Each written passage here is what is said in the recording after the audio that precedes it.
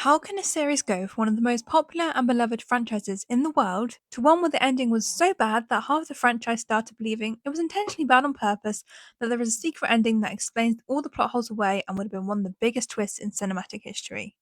Well, the answer to that is bad writing, poor attention to detail on set, lack of creative risks, a corporation owned by a country not exactly known for encouraging questioning, directors of the show telling us lies about what the show will actually cover, and in doing so mismanaging expectations. So naturally, when they failed to deliver on these promises, the fan base would be disappointed. And that was the basis of Conformity Gate. Now, I'm not dismissing the idea of conformity here or calling the fans crazy because actually, when you look at a lot of the evidence, it does sort of make sense. In fact, it actually makes a lot of sense, which I think is the reason why this particular theory went so mainstream, and it would actually fit in really well with the original themes of the show. In this video, I'm going to start off by briefly explaining the idea of conformity gate for anyone who hasn't been down the TikTok rabbit hole for 3 hours at 2 in the morning like I have. Then I'm going to talk a bit about my fears of discussing conformity gate and why I've been hesitant to discuss it up until now. And finally, I'm going to do what you all wanted and break down all the evidence leading up to this theory and what actually happened, why it took off, why January 7th, and all that stuff. To be honest, it still makes a great headcanon, and it makes a lot more sense and tells much more of an interesting story than what we actually got, so I think I might actually still headcanon it, to be honest, and after all, isn't that what fandom is all about? So part 1. What is Conformity Gate? Conformity Gate is a theory that the ending of Stranger Things is fake, an illusion created by Vecna to make the characters think that they have won, when in reality, he is controlling all of them. This started with people noticing a lot of plot holes and continuity errors, such as props changing colour or seeming out of place, characters seeming very out of character in Volume 2 and especially in the epilogue of the finale, and some completely being written out with no explanation.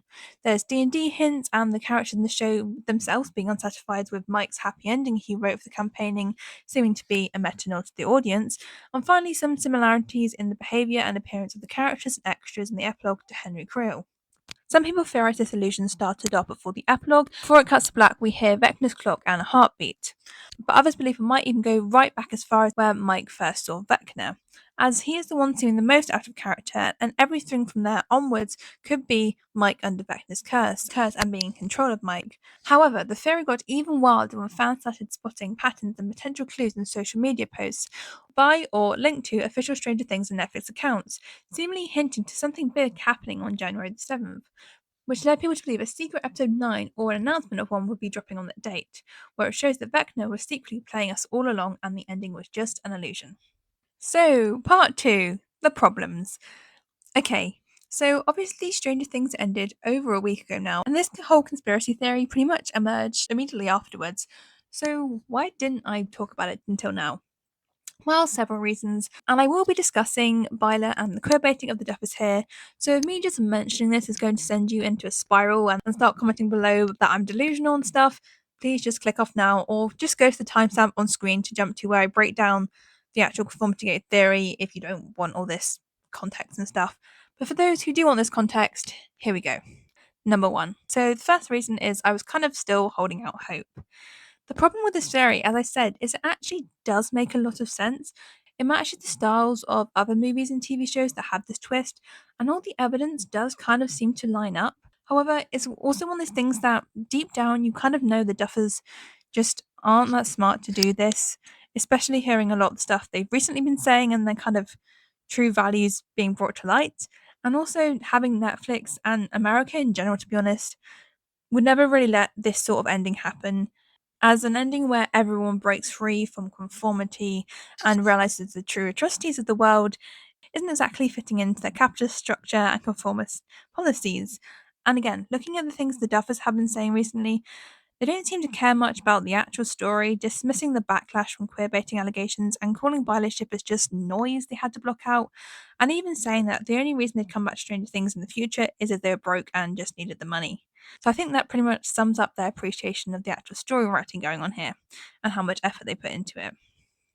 So, number 2. Do I want to really be supporting the Duffers still?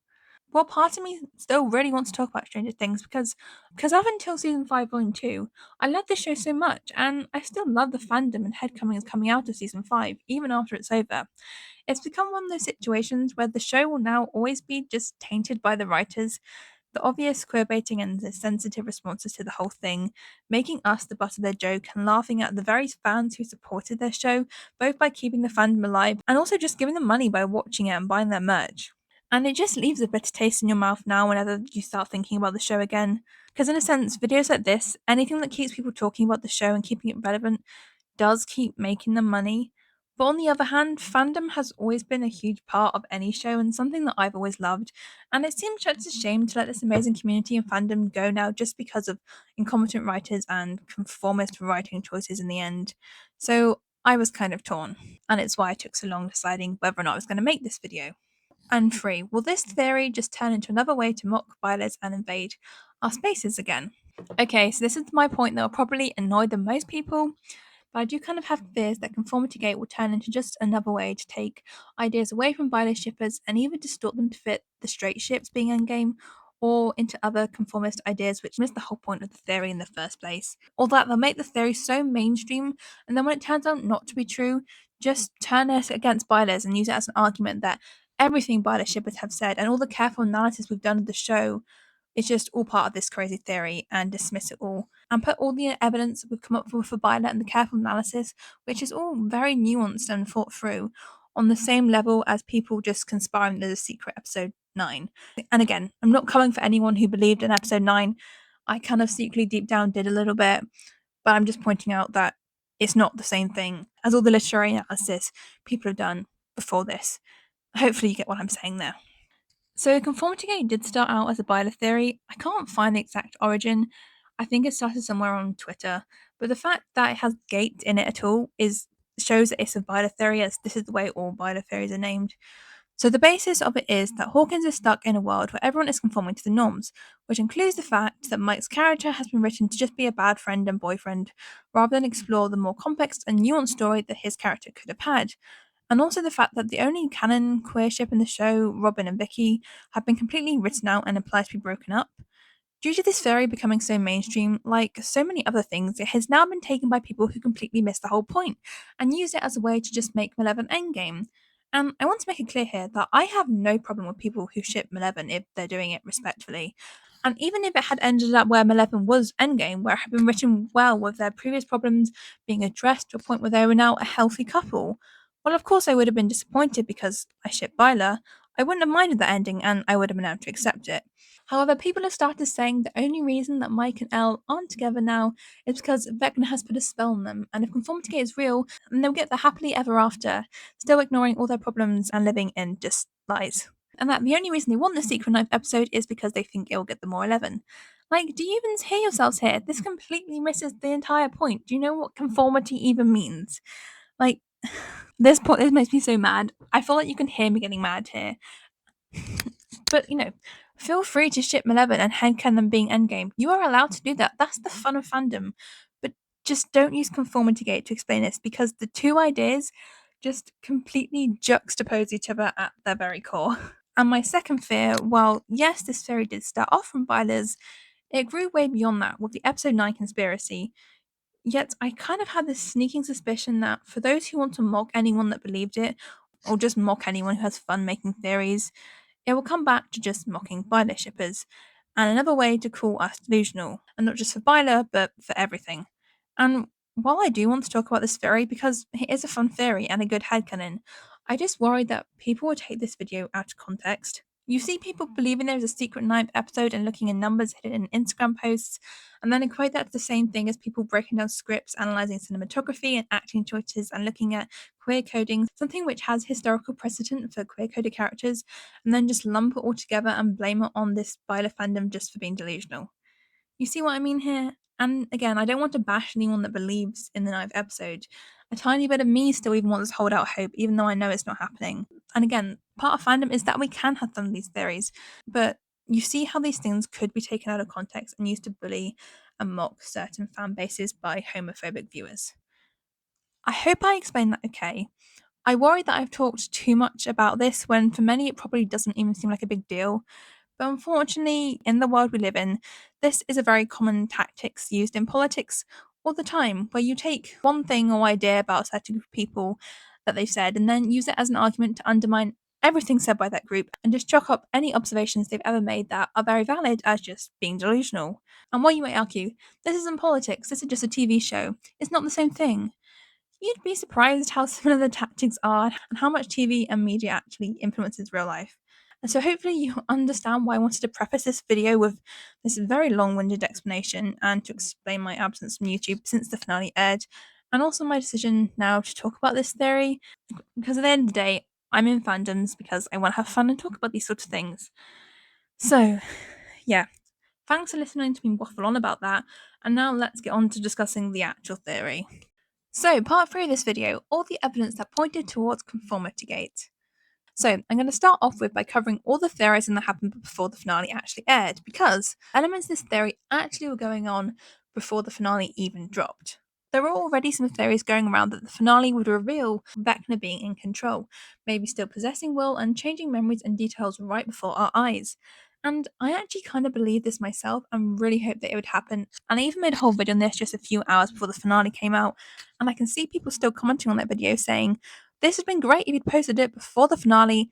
It was posted before the finale. It just, because it's on the same date and YouTube doesn't show the time. I promise, guys, that video did come out before. But anyway, basically the main points I made in that video were time inconsistencies such as Will's birthday changing date and being forgotten about, colour inconsistencies in props coming from the lever on the radio station changing colour, which people thought was going to be clever foreshadowing, as things changing colour being a sign that had been tampered with was seemingly being explicitly set up by the show with the Holly and Max scene.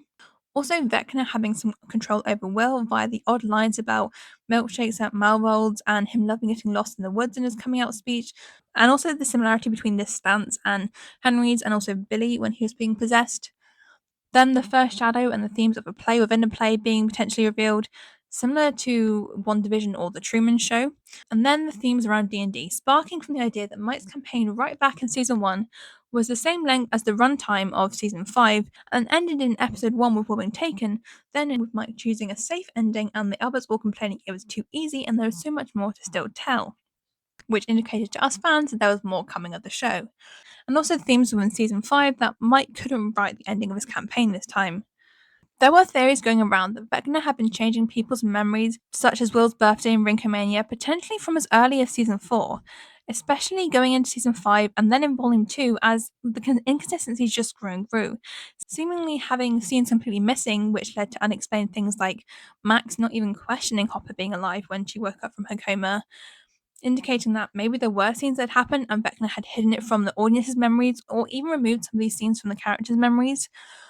Others even link these to the space-time discrepancies due to the wormhole being literally a rip in space and time leading out into Hawkins, and which could be causing this, especially after the end of episode 5 when Nancy shot the exotic matter and this caused this big surge of energy and the wall to start breaking, and after this moment was actually where the most discrepancies started appearing. It was hoped that all of this would be revealed in the finale for one of the best plot twists in TV. However, when the finale aired, and rather than an episode full of plot twist tension and no one being safe like the Duffers had promised us, we got a predictable episode, an easier victory for the party. Pretty much everyone surviving, and the only major death being purposely left ambiguous, and leaving everyone in a happily ever after with no consequences for their actions. You can see why fans were left confused and unsatisfied. And again, I want to point out here that this isn't necessarily the worst finale ever in TV history. I've seen way worse, trust me. But I think all the promises that the Duffers had made about there being big plot twists that no one had guessed and all these other things they said, and also up until now, the seemingly amazing writing and lore building and character development of Stranger Things just made this seem like such a big letdown, which is why, in comparison to everything that came before it, it seems so unbelievably bad. So let's move on to talking about the finale and the fact that people have theorized that the epilogue is all just a fake reality. So the theory really started to take off after the epilogue because there was just so much that felt off about it. From prop and continuity errors, weird character choices, huge plot holes, and an overall vibrant, too perfect vibe that looked just a little too similar to Vecna's mindscape where he trapped Holly in. So I'm going to try and split these things up here to talk about. Obviously, I'm not going to cover all of these things because there are so many more, and to be honest, more and more just being unpacked each day. But these are a few of the main things that people are talking about, and hopefully it gives you a sense of the idea of why this theory has emerged. So, the first point is continuity and prop errors. So a lot of these things are either errors contained within the scene itself or things in the scene not matching up to other Stranger Things lore and official merch. So let's go through some of them. Probably the biggest thing people noticed was the wrong colour of the graduation gowns. In one of the official Stranger Things books, Nancy says the Hawkins High gowns are green, not orange. And while you could argue they've just changed them since then, the pamphlets at the graduation here actually have green hats on them. So why are they now orange? Furthermore, some people have even pointed out that orange gowns weren't really a popular choice back then, and also that orange is associated with prisoner uniforms. Like they're all prisoners in Vecna's mindscape. And then, 89 or 87? Which year was the actual graduation? So in the show, the graduation takes place in 1989. And if I'm doing the maths right, this does seem to line up with the timeline of the show. However, official Stranger Things merch released, it shows the party as a class of 87. Well, this could just be a mistake. It's a huge oversight for the official merch, and for such a big show, it just seems an odd thing to have been let slip. So next, this blank yellow sign. There's this one person in the crowd holding up this big blank yellow sign with no words on it, which is very odd. It seemed like it could be an eerie part of Vecna's illusion where small details slip through his grasp. Some people were even theorizing it could have had something on it saying, Mike, wake up, or something similar to that. Because why would the crew just hand an extra on set a large blank sign to hold? It just doesn't make any sense. And for some reason, if you argue the extra just accidentally held it back to front or something, why did nobody clock this or fix it in post production? Because it's not that hard in post to add some text onto that sign. To be honest, I could probably even do that myself. The next thing is, what time of year actually is this? It appears that it's spring because that's when graduation usually takes place, and also adding together the two 18-month time jumps makes about 3 years, and considering it was spring break in season 4, it's probably around spring now. However, why is the background autumn or fall? Why is there orange trees and leaves falling? Maybe this is just the time of year they actually filmed this in real life, but why wouldn't you edit something in to make it at least time accurate? Anyway, the last thing I want to mention here is the credits. There is a picture of Elle and Mike at Rinkomania here, and Will has literally been removed from this picture, as if he's been completely removed from the memory, as if he was never there, and this was just a happy moment of Maleven. Whereas in that episode, Will actually had a very big role, and canonically, it's actually even his birthday here. And Maleven, during this whole episode, are lying to each other and are unhappy. So, what's going on here? I mean, honestly, looking at how the Duffers handled that whole situation, I think we know why they did that, really. But anyway, okay, so now number 2. All the plot holes and just unexplained things in the epilogue. I thought I'd clarify here because people keep getting annoyed with the internet saying things aren't plot holes. So I just thought I'd clarify that this also is going to include any other unexplained or things that just don't really make sense. Now, here are the main ones that I've had people discuss. I'm sure these definitely aren't all of them, but here are some of them. So, number 1, how did the military just let the party go after breaking into government facility and killing multiple officers? How are they not in prison, and why were they at least not interrogated about Elle? Because surely the military wouldn't just give up. They managed to get themselves to Dimension X and do this before, as explained in the first Shadow. Why can't they just do it all again? Number 2, how did the town of Hawkins just accept Hopper came back to life and gave him his old job back, despite someone else actually having that job now as well? Number 3, where is Mac's mum and where is Max living now? That one I do realise there is some behind the scenes explanation for, but still, there's no in universe explanation for that, so I'm considering it a plot hole. Number 4, how is Max graduating with everyone after missing almost 2 years of school, especially as she says her grades weren't even that good to begin with? Number 5, what happened to Vicky and why is she not in the epilogue or even mentioned at all? Number 6, what happened to Derek's family, who last time we saw them were just left tied up in a random barn somewhere? And are they okay with their son just hanging out with the people that kidnapped them and in the house of those people? And number 7, the whole of season 5 is Elle telling Mike he can't write the end of his story, and it ends with him writing the end to the story. Moving on. Number 3, character inconsistencies and weird choices. So there's this big thing going around about how all the characters ended up not getting what they wanted or turning into who they didn't want to be. Their worst fears coming true, or even at some point their abusers literally being proven right, which is not a good message. Story arcs are being completely forgotten about, or points overused and made redundant. For some of these characters, the inconsistencies are so big you wonder if the Duffers even rewatched their past season before writing the finale. Others are less major, but when added up with all this other stuff, just add to the oddness of this. The main three, obviously, Will, Elle, Mike. And I'm not just talking about Byler versus Malevolent here, there is a lot more going on. So, first of all, Will. In season 3, we are introduced to one of Will's biggest fears and beliefs about life. He believes he will never fall in love. Now, in a story, you usually don't introduce something like this unless you intend to prove the character wrong. However, Will is actually proved right. He does never fall in love. His love for the last 3 years, probably much longer to be honest, reduced and compared to an unrequited hallway crush. He's simply limited to being told he should be satisfied with self love and self acceptance, and that even though everyone else gets to find love, they don't leave enough time to Will to find the love that he's always wanted. And before people say he got an epilogue boyfriend, this doesn't really change this point. Will makes it clear that he wants love and true deep connection, not just someone to make out with. And furthermore, this ending is just Mike's prediction of the future. We're not shown what actually happens in reality, and yes, you can infer that this is what happens in reality. But why are we showing literally everyone else finding love?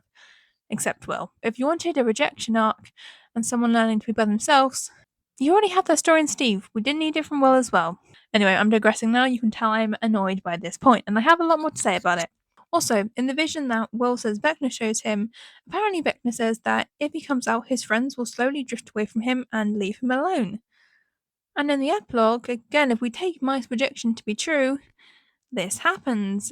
And even before then, characters like Mike won't even touch him anymore, which is a bit odd. And he has to actually leave Hawkins, his home, and all his friends to even hope of finding love and acceptance.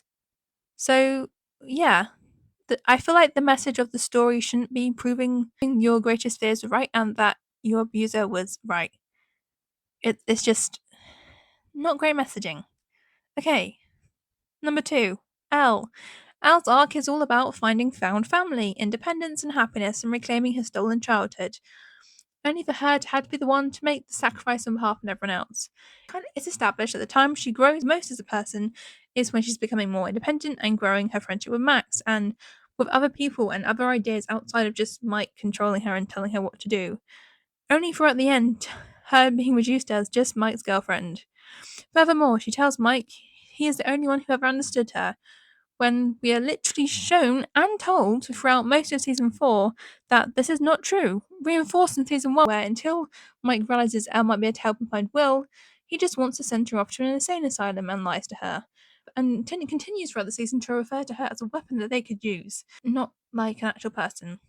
And again, I'll circle back to the point I made about Will and Vecna here, where Vecna and Brenna praise on this fear of Elle, saying that she's too different and will never belong in this world. Oh, and wait, once again, the abusers are proven right. This is really terrible messaging. And furthermore, I will just add now the whole thing about Elle being a metaphor for the magic of childhood that you're meant to just leave behind and in so just decide to conform to society. Moving on, Mike. So we take Mike's canon storyline here. Mike basically has no character development and he has character regression and is full of inconsistencies. His mistreatment of Will and Elle are never explained. Pretty much his entire arc in season 4 and parts of season 3 were him struggling to say that he loved Elle and only eventually being able to say it through lies and Will's words. Then in Elle's final moments, he still can't even say he loves her. His best self comes through when he's a leader and can help people, though he ends up alone with nobody that needs him. There are also similarities between him and his dad, who he has always disliked, by him ending up basically with him and Elle being trapped in a loveless relationship, and him still unable to show his emotions and express his feelings and being distant from everyone. There are also visual similarities here between him and Ted in the epilogue, which are less important, though still enforces this parallel to viewers. As I said, those are the biggest 3, but there are also some smaller odd choices. We have Max, who in season 2 struggles at the time with her anger outbursts and says she wants to stop because she never wants to end up like Billy. But it ends with her shouting and throwing stuff across the room. And yes, this is obviously not the same thing as Billy being abusive, but if this is something she is hyper aware about, it's an odd choice. I'll put it that way. Again, similarly, I'm going to come back to Will here and make another point because, like Max, although it's a small point, there is a scene in the epilogue in the bar where Will is smoking and drinking. Growing up with an alcoholic dad, this again is an odd choice, and we also see him express his dislike of his mum smoking. Again, him just drinking in a bar is not the same thing as being an alcoholic. I'm not saying that. But if he's grown up with an alcoholic parent who, when drinking, became abusive, this would never leave Will, and again, would be something he is hyper aware of. So it's just, again, an odd choice to make. Then Nancy, people have pointed out, similarly to Mike and Ted, Nancy looks very much like her mother here. Right back from season 1, we're told she didn't want to become like her parents, and while looking like her mother isn't the same as turning into her, again, it's a visual parallel, and I feel like with everything else, it's worth noting. Lastly, Robin. No idea what happened to her and Vicky, if she's even dating anyone or what she's doing in life anymore, and she now presents much more feminine, which isn't a problem in itself, but given everything else the Duffers have done, this feels just another part of the queer erasure in this show. Okay, so now Henry being in control. There are many hints that Henry can be in control, from the prisoner style uniforms, everyone at graduation, even the guests sitting in the Henry pose, all the Wheelers, except Holly, adopting the Henry hairstyle, and Mike even having similar glasses to Henry. People have also used this to explain why characters like Vicky or Susie don't appear in the epilogue and aren't mentioned, because Beckner never knew who they were, and it could be why no one seems to remember them. Also, the lighting and bright colours of the epilogue looked very similar to where Holly was trapped in Henry's mindscape. Everything bright, colourful, and cheerful, where she had everything she could want to keep her distracted from the reality of what was really going on. Similar to what the ending could be doing. And number 5, the D&D game. Now, similarly to season 1, season 5 ends with a D&D game. Obviously, this was an intentional parallel, but it's an odd choice for the writers specifically to write it this way, considering how both those games involve an ending where the characters complain it ended too quickly and too easily. Max even saying, "That's it? Comfort and happiness? Could you be more trite? I thought you were supposed to be a master storyteller or something." Maybe this was meant to be a joke from the writers, with such big egos that they never thought this could be used against them by fans to describe their writing. However, it just seems quite ironic now. But if we go with the theory, it suggests that this could be a meta nod that this isn't the real ending or the real truth. There is also some stuff related to Eddie's campaign at the start of season 4, which introduced Vecna into the show, where they initially think they've killed him in the campaign by blinding him in his left eye and chopping off his left arm, which is pretty much exactly what happens to Vecna when they kill him. But in this campaign, Vecna really lives, and they have to kill him again. There is also some stuff with the video game Derek is playing in season 5 where you think the villain is dead, but the twist in the game is you have to go all the back and do it again on a harder level to defeat the villain again, which ties into this theory. There's also some other D&D stuff, which, to be honest, I don't really know much about D&D, so this is just based on some quick Googling I've done and listening to other people talk about it. If anyone can explain this properly in the comments, please do so. But there are some theories about the false Hydra, which causes illusions and memory inconsistencies. It appeared in the very first episode of Stranger Things, and I believe it's also what's on Will's painting for Mike, which the party are fighting together. So people thought that this could be some sort of secret villain. I also did a quick Google search on Valaki, I think it's called, the town where Mike says Will goes to at the end of In This Imagined Future, which I think is a town that's part of the campaign they're playing, which seems to be somewhere on the surface full of hope and happiness, but in reality it's all the villain and it's false hope. But again, if anyone actually knows anything about this in detail, please do let me know and feel free to correct me. There were also some other Easter eggs, like the Indiana Jones movie showing at the cinema, and some books in the Wheeler's basement hinting at fake endings and there being more to come, as well as the What's It game, which I did actually point out back in my Holly Wheeler room analysis video, and it was a real game in the 80s. But it suddenly made lots of appearances in the epilogue as if Mr. What's It was still always around. And the last part, social media. Now, the theory really started to run wild when people started to look for all the clues in the Stranger Things and Netflix official social media posts. There were numbers in these posts which could appear as some sort of countdown to January the 7th, where fans thought this episode could air. Especially as Stranger Things is infamous for having the number 7 being important, starting with Will rolling the 7 in episode 1, and also it being 7 days since Will went missing, and then Joyce found him. And in that time, Joyce believing she was going crazy but being right along, which the Stranger Things fans, including me, hoped would come true for us as well. Also, the Duffers promising it was going to be a dark Christmas, which we didn't really get, but the 7th of January actually being Christmas, the Orthodox Christmas. Honestly, this part, although I see it, I feel like it could just be us reaching for things a little bit here. However, I also kind of think it's possible that the marketing team saw all the theories going around and started editing numbers and clues into their social media posts. Especially with this last post, where the 9 does kind of seem painfully obvious, like they knew the fans were looking for it and added it in. And obviously, this just brings more attention to their posts, which is kind of their whole job. There was also some weird stuff in the bios for the official Stranger Things and Netflix accounts for different countries around the world, changing in the different ways of saying the last episode or episodes are playing, which seems a little bit odd, and also cryptic posts with doors opening and saying something was happening twice in a week. Honestly, again, at this point, I feel like they were just feeding into our theories, so we'd look at their posts more. There's also this thing on TikTok where the music that the official Stranger Things or Netflix account had used was created by this account, which had some weird Morse code messaging, which was linked to a potential ninth episode or more to come, and also had an upside down 9 as the profile picture, similarly to the upside down 5 the official one had. To be honest, I think like the social media team could have just used this music as it was the first one that popped up when they searched it into TikTok, and then whoever owned that account just started messing with us. And now that account has actually changed anyway, so I don't think you can find that anymore. Also, there were two websites which appeared to be official teasing this ninth episode, which fans believed. One definitely turned out to be fake, the other one is kind of unclear whether it was fake or not, but it all led to nothing in the end.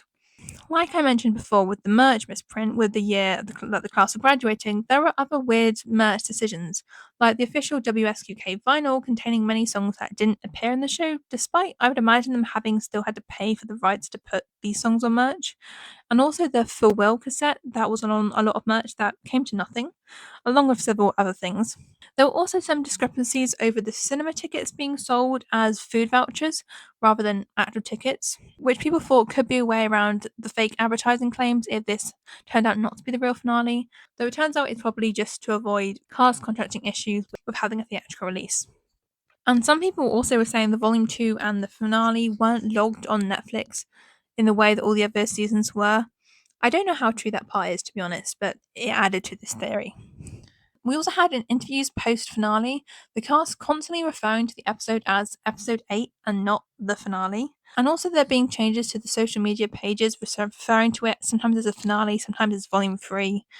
And if it was a volume 3, you would expect it to have more than one episode. There were also jokes about cast members about there being some sort of extra episode way earlier on in the press tour, and also Millie referring to this season as being meta, and also other casts promising that there was going to be a traitor, and other things that just didn't appear in the show. And then we had Jamie Campbell Bower on January the 6th appearing on The Tonight Show and saying in a skit, "It begins tomorrow," which I think just sent us all over the edge a little bit. Then January the 7th came around, and the date that was explicitly teased to us by Netflix as showing us what was going to happen next just turned out to be a promo trailer for all their new shows coming out this year. And they definitely knew what they were doing here by the fact that they chose the thumbnail, a clip from Millie from Enola Holmes 3, knowing that fans would think this was a new Stranger Things announcement, despite other shows in their video like Bridgerton actually releasing way sooner, which would arguably therefore make more sense to put in the thumbnail.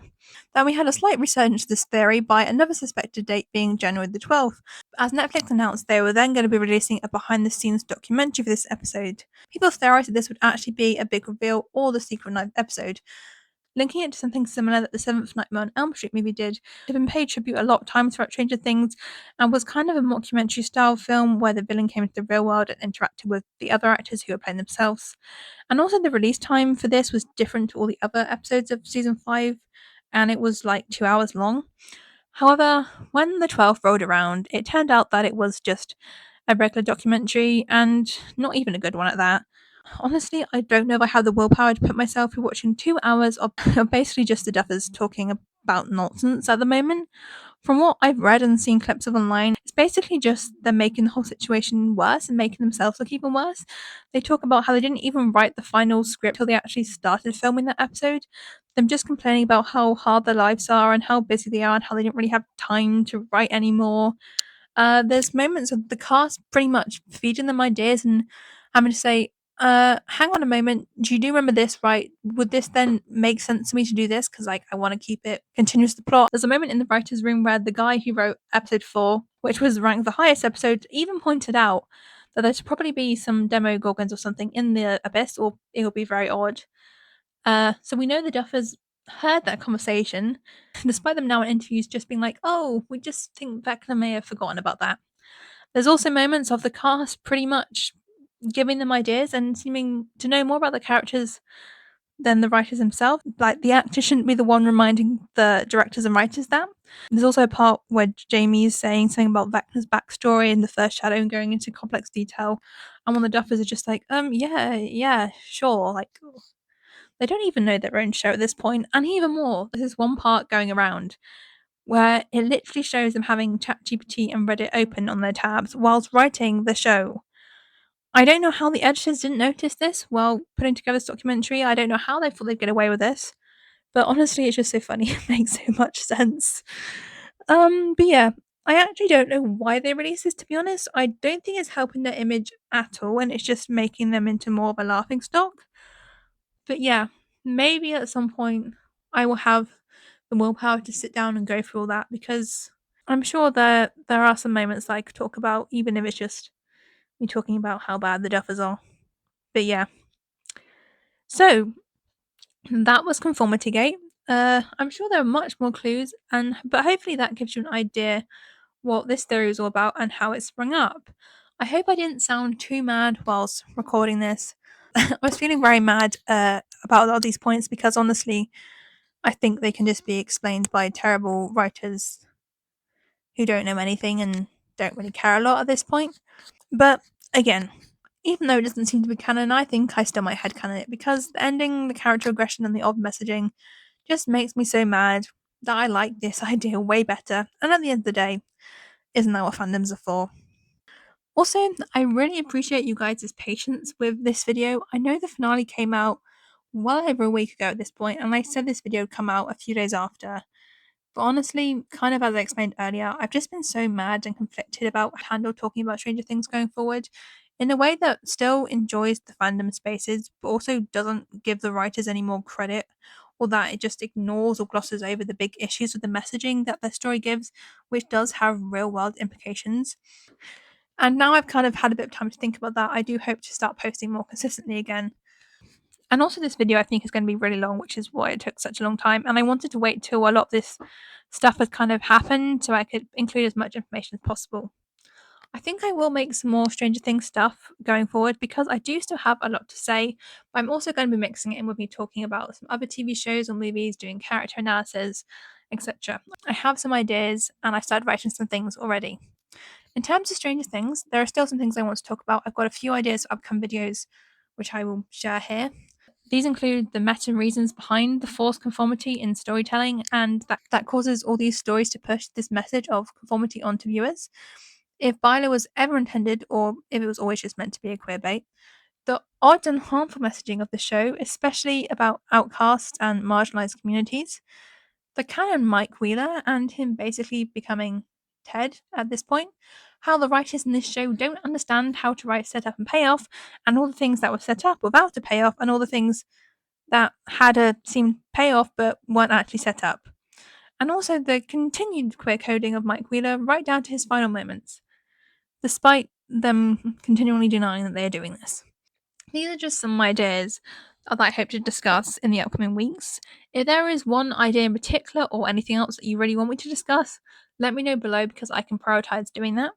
But I hope you're doing well. I hope we've all had some time to breathe after that finale, and that we can come to find a balance between accepting and moving on from the bad ending of the show, and also in still enjoying the fandom spaces. I really hope you enjoy this video. I hope, like me, it didn't make you too angry, and see you again soon, and have a great day.